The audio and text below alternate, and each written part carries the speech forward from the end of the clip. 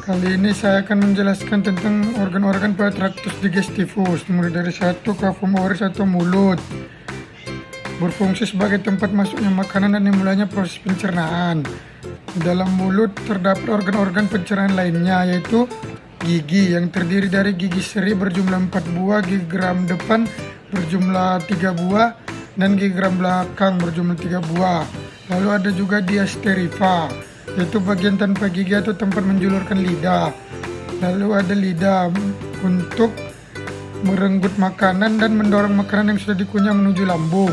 Lalu ada saliva atau air liur, merupakan cairan atau enzim khusus yang dihasilkan oleh kelenjar khusus pada sapi yang kemudian disalurkan ke dalam rongga mulut. Lalu lanjut ke paring, yaitu pangkal dari kerongkongan. Lalu ada esofagus, lanjutan dari paring, masuk rongga toraks dan menembus diafragma melalui hiatus esofagus dan bermuara pada ventriculus di rongga abdomen. Setelah dari lambung, lanjut ke intestinum tenue atau usus halus. Usus halus berfungsi untuk menyerap sari-sari makanan yang telah diproses dalam lambung. Panjang usus halus pada sapi mencapai 40 meter. Di dalam usus halus terdiri dari 3 bagian, yaitu duodenum, jejunum, dan ileum. Setelah dari usus halus, lanjut ke intestinum crassum atau usus besar. Usus besar berfungsi untuk proses penyerapan air, melakukan penyerapan berbagai jenis vitamin, lalu mengurangi keasaman dan mencegah terjadinya infeksi. Lalu ada rektum, yaitu bagian terakhir dari usus besar, berfungsi sebagai tempat penyimpanan feses sebelum dikeluarkan ke anus. Lalu yang terakhir ada anus, yaitu tempat dikeluarkannya sisa makanan atau feses. Kali ini saya akan menjelaskan proses perjalanan pakan hewan ruminansia.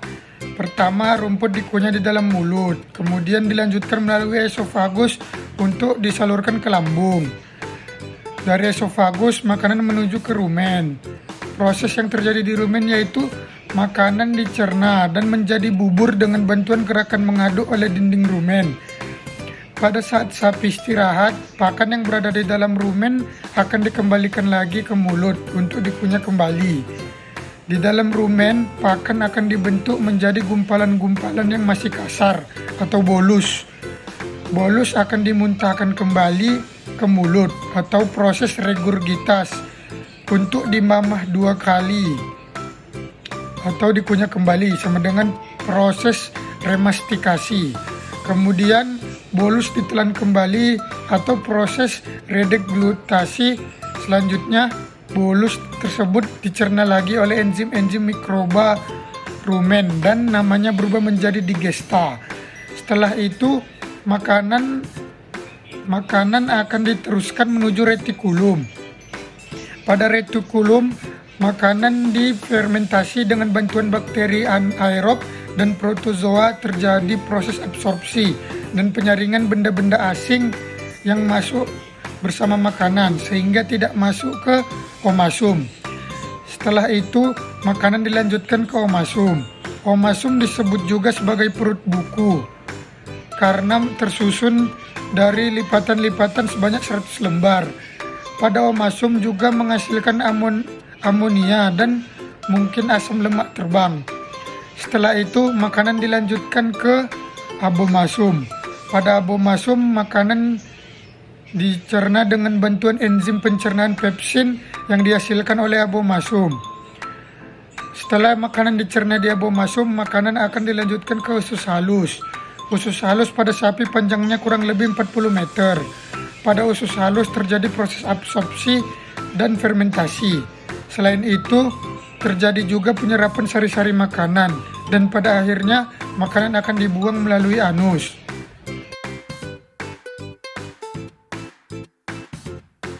Jelaskan fungsi dari rumen. Rumen berfungsi untuk penyimpanan makanan sementara, makanan yang telah ditelan. Lalu lanjut ke retikulum. Retikulum berfungsi sebagai tempat penambahan enzim-enzim sehingga makanan berubah menjadi gumpalan-gumpalan kasar atau bolus. Lalu lanjut ke omasum. Omasum berfungsi untuk membantu penghalusan makanan secara kimiawi dengan menggunakan enzim-enzim, serta berfungsi juga dalam penyerapan air, asam lemak tertentu dan natrium yang terkandung di dalam hijauan pakan ternak. Omasum berbentuk seperti lembaran-lembaran. Lalu lanjut ke abomasum. Abomasum berfungsi sebagai tempat terjadinya fermentasi selulosa dengan bantuan bakteri.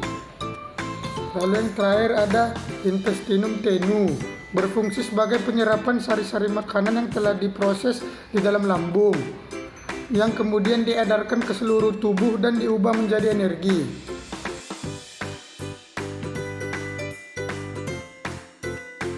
Kali ini saya akan menyebutkan mikroba yang terdapat di saluran pencernaan ruminansia.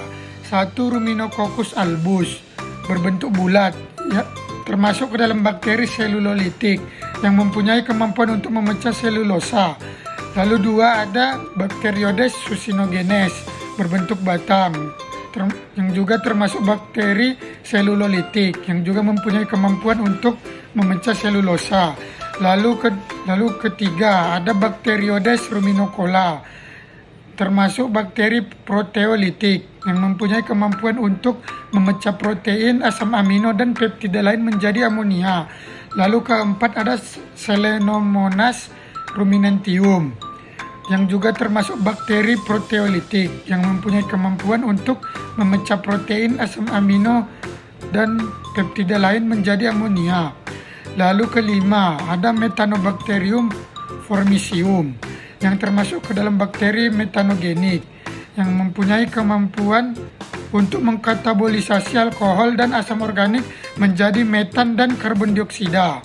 Lalu keenam ada Methanobrevibacter ruminantium yang juga termasuk bakteri metanogenik yang mempunyai kemampuan untuk mengkatabolisasi alkohol dan asam organik menjadi metan dan karbon dioksida.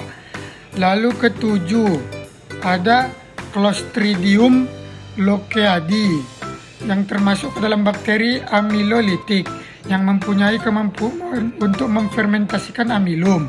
Lalu 8 ada Streptococcus bovis yang juga termasuk bakteri amilolitik yang juga mempunyai kemampuan memfermentasikan amilum. Lalu 9 ada Anaerofibrio lipolitica yang termasuk ke bakteri lipolitik yang mempunyai kemampuan untuk menghidrolisis lemak menjadi gliserol dan asam lemak.